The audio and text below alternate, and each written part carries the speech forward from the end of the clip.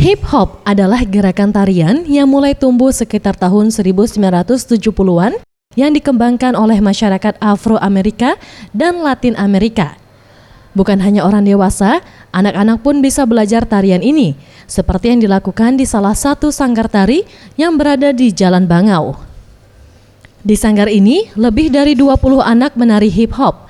Mereka dengan semangat mengikuti instruktur dan penuh rasa percaya diri.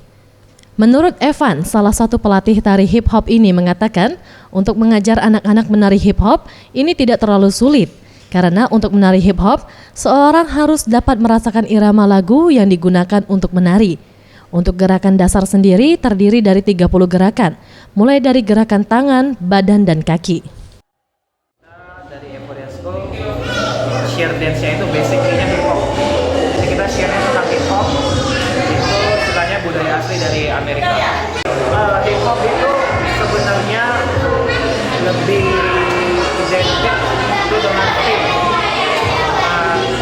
Jadi kita nggak terlalu fokusin sama gerakannya gimana, tapi gimana cara feel-nya, dapatin feel-nya, baru kita ajarin per step basic gerakannya. Untuk menari hip hop ini, ia memberikan tips, yaitu harus percaya diri pada saat menari, karena dengan percaya diri dapat mengeluarkan seluruh ekspresi dan kemampuan menari.